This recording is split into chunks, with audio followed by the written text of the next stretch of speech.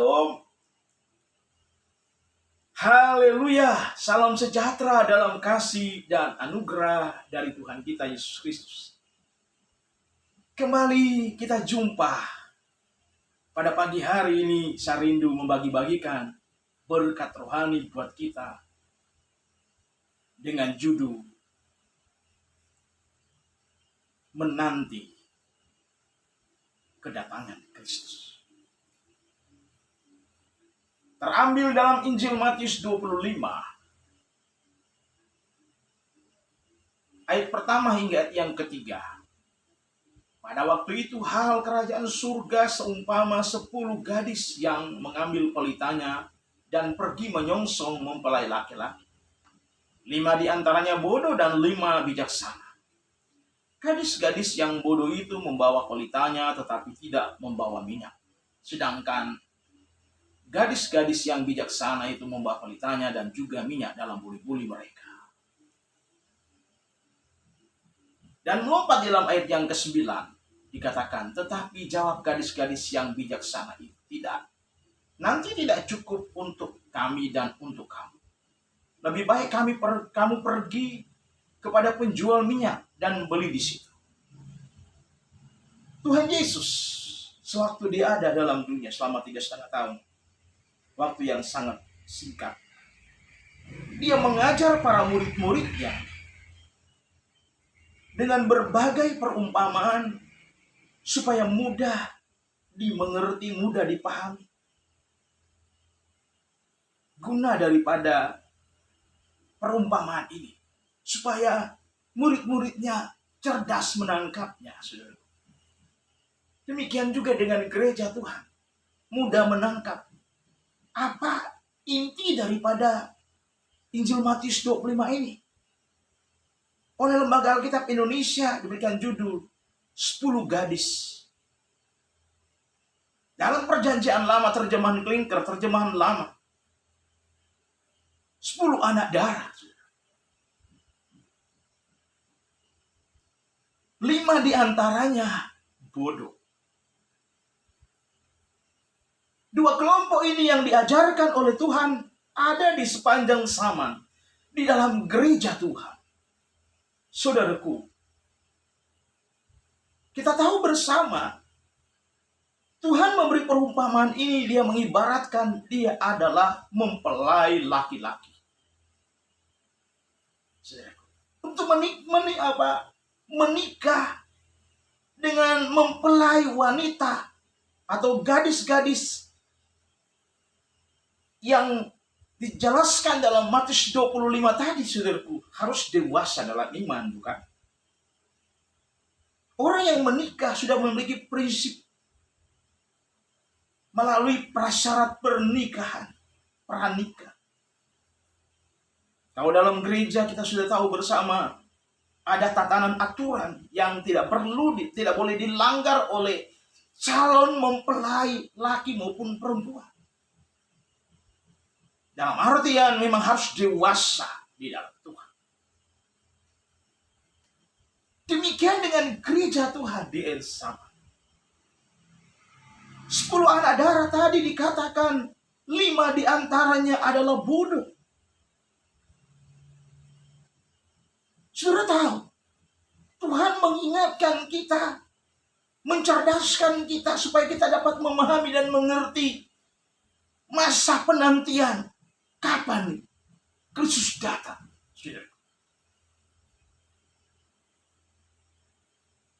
Banyak kali kita diajar oleh firman apa yang perlu dipersiapkan.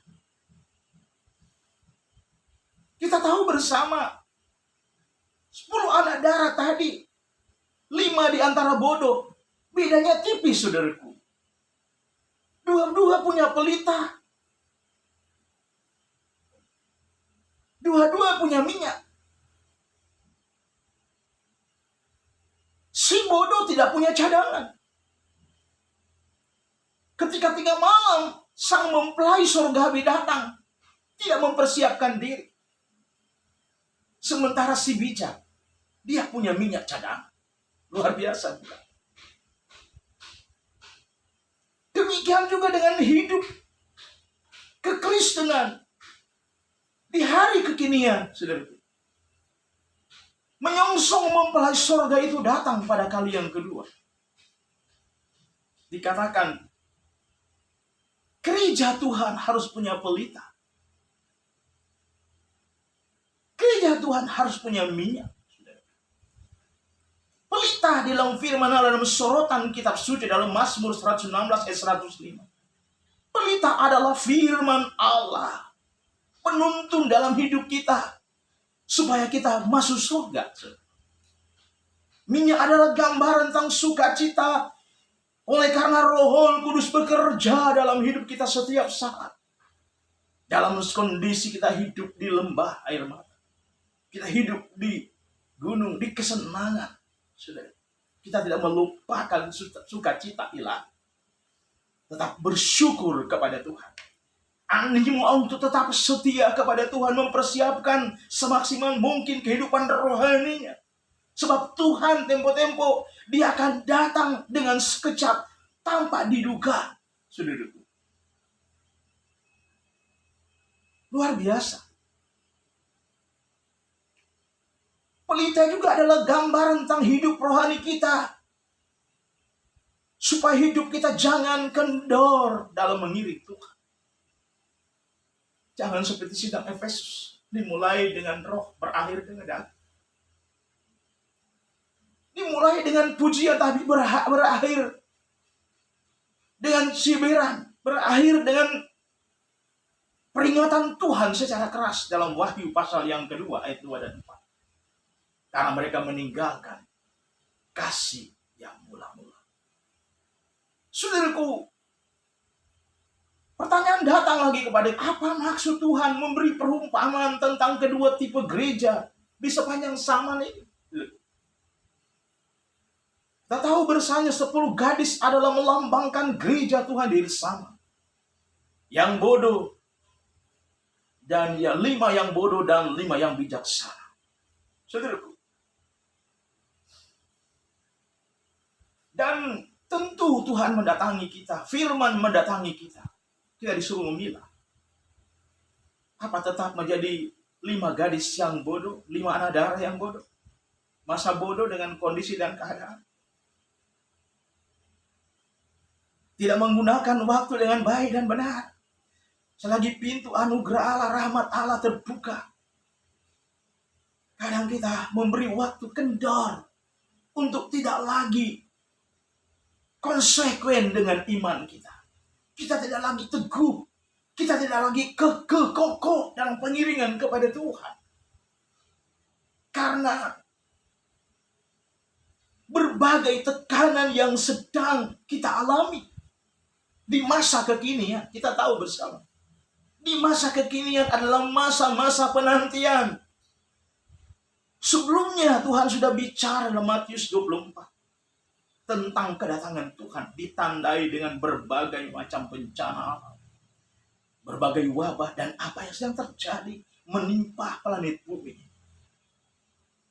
menimpa berbagai bangsa di seluruh dunia.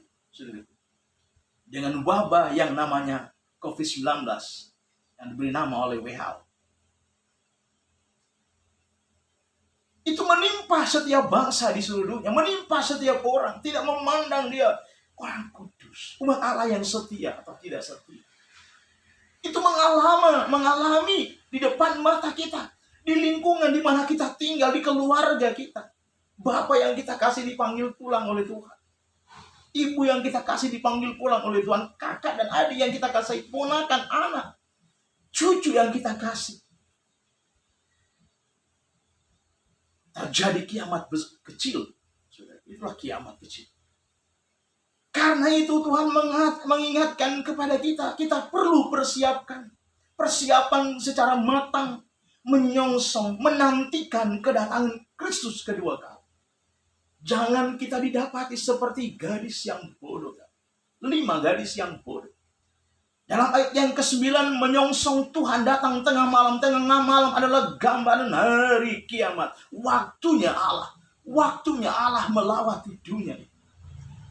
Mendatang ke dalam dunia adalah memboyong gereja yang penuh dengan Roh Kudus, penuh dengan firman Allah.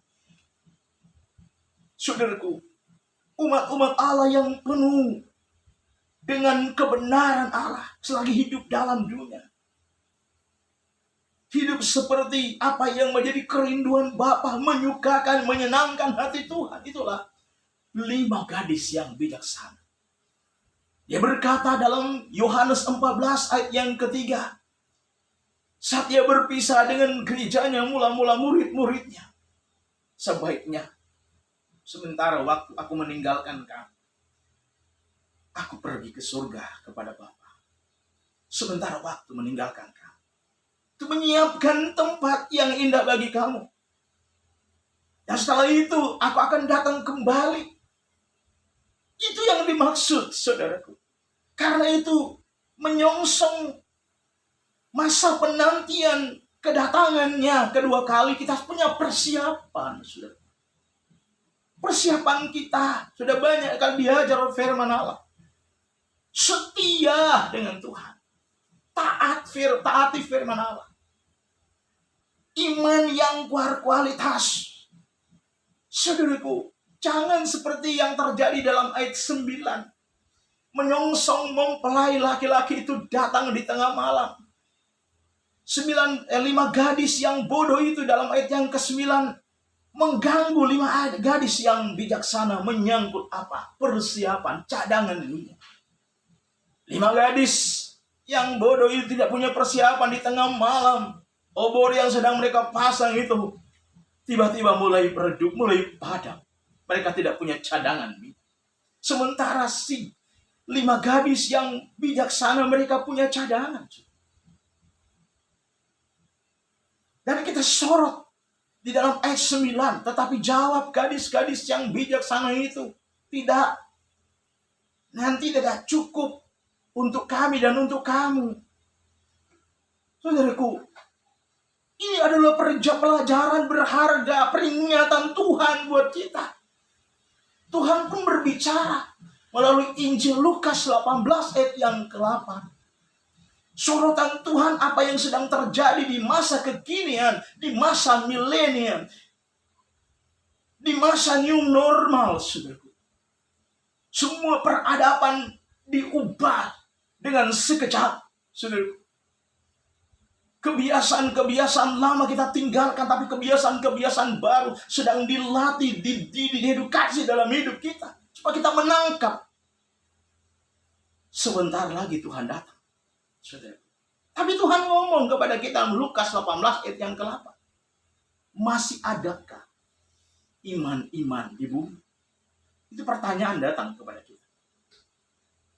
2 tipe gereja ada di sepanjang zaman. Tuhan telah melihat yang akan terjadi menimpa umat manusia, di mana gereja Tuhan akan mengalaminya, saudara. Tidak mempersiapkan diri, umat-umat Allah tidak mempersiapkan diri, menyongsong mempelai Kristus datang sebagai raja di atas segala raja dan Tuhan di atas segala Tuhan. Dia datang untuk menghakimi dunia dan menyelamatkan orang-orang yang beriman.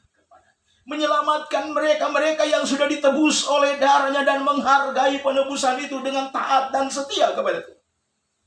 Itu. Dia datang kali yang kedua. Dalam kitab Wahyu 1 ayat yang ke-7. Dan Yohanes 14 ayat yang ke-3. Jangan sampai dalam Injil Lukas 18 ayat yang ke-8 menimpa hidup kita. Jangan sampai itu menimpa hidup saudara dan saya. Jangan sampai itu menimpa kehidupan keluarga kita. Sahabat-sahabat kita yang sudah ditebus oleh darahnya, tetapi mereka menyia-nyiakan kesempatan, waktu yang Tuhan beri. Seharusnya mereka belajar bersyukur, berterima kasih kepada Tuhan. Menikmati kebaikan Allah sebagai wujud syukur, mereka tetap setia kepada Tuhan.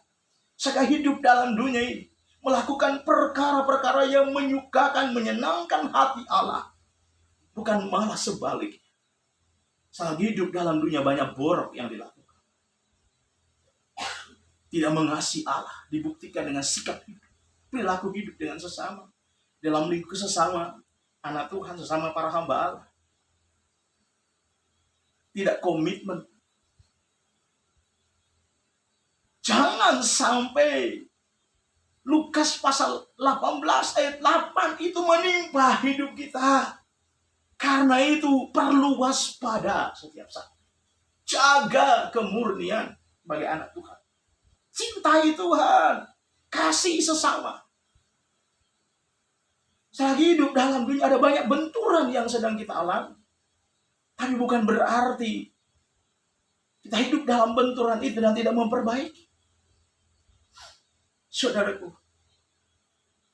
perilaku hidup kita disorot oleh Tuhan dalam Lukas 18 ayat 8. Orang yang beriman di bumi dapat dilihat dari sikap hidup setiap hari. Sikap dan tindakan perilakunya di sepanjang hidupnya. Yang disoroti bukan keangkuhan, bukan kesombongan, berkhianat terhadap teman, berkhianat terhadap saudara. Tidak komitmen dengan Tuhan, tidak komitmen dengan sesama. Suka melakukan setindakan yang bodoh. Perilaku-perilaku yang tidak terpuji. Sehingga Tuhan dengan keras berbicara. Masih adakah iman-iman di bumi? Biar kiranya firman Allah lebih dalam kuasa rohnya akan menuntun hidup kita anak-anak terus bagaimana mengerti kehendak Allah dalam hidup ini. Dan tibalah saatnya kita akan masuk dalam perjamuan Tuhan yang kudus. Haleluya, puji Tuhan.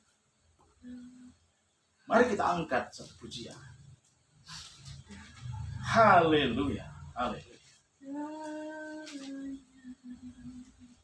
Amat kuasa sucikan dari dosa, sembuhkan segala sakit,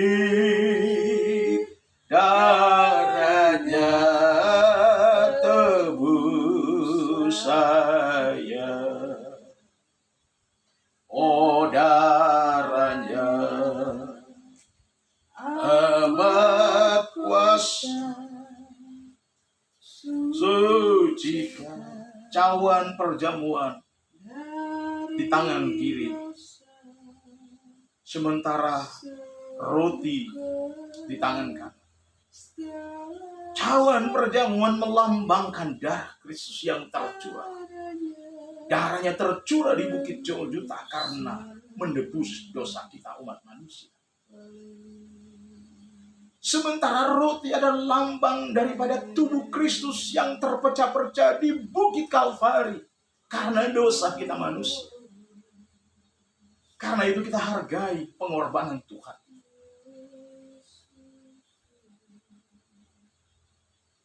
Di dalam firman Allah dikatakan, sebab apa yang telah kuteruskan kepadamu telah aku terima dari Tuhan, bahwa Tuhan Yesus pada malam waktu dia diserahkan mengambil roti. Sesudah itu ia mengucap syukur atasnya, ia memecah-mecahkannya dan berkata, inilah tubuhku yang diserahkan bagi kamu. Perbuatlah ini menjadi peringatan akan aku. Demikian juga ia mengambil cawan sesudah makan lalu berkata, cawan adalah perjanjian baru yang dimeteraikan oleh darahku. Perbuatlah itu setiap kali kamu meminumnya menjadi peringatan akan aku. Sebab setiap kali kamu makan roti dan minum cawan ini, kamu memberitakan kematianku sampai aku datang. Makanlah tubuh Tuhan dalam nama Tuhan Yesus Kristus. Haleluya. Haleluya. Puji Tuhan. Tubuhnya sudah hancur karena dosa kita. Terima kasih Tuhan. Minumlah dengan iman. Cawan melambangkan darah Kristus yang tercurah di Bukit Kalvari. karena dosa kita. Minumlah dengan ini. Dia telah mengampuni kita. Kita diingatkan terus. Makan, minum tubuh dan darahnya melambangkan kehidupan anak Tuhan tetap setia mengiring Tuhan sampai dia datang. Minumlah dengan iman. Dalam nama Tuhan Yesus Kristus. Haleluya. Haleluya. Haleluya. Terima kasih. Betapa sempurnanya Tuhan mengasihi kami manusia yang seharusnya kami dihukum karena kami berdosa.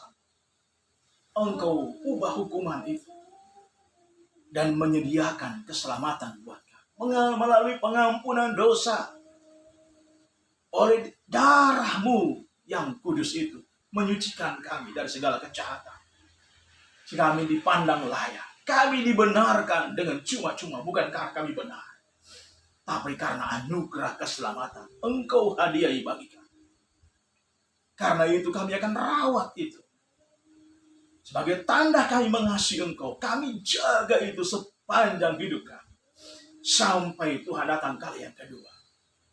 Kami didapati tetap hidup berkemenangan di jalan Engkau. Terima kasih Bapa. Terima kasih Tuhan Yesus. Terima kasih Allah Roh Kudus. Segala puji, hormat, dan kemuliaan hanya bagi Tuhan Yesus Kristus, Kepala gereja kami. Kami sudah berdoa, sempurnakanlah pelayanan ini, Bapa, di dalam nama Tuhan Yesus Kristus. Haleluya. Haleluya. Amin. Shalom Bapak Ibu, saudara-saudari yang dikasihi Kristus. Tuhan memberkati. Haleluya. Puji Tuhan.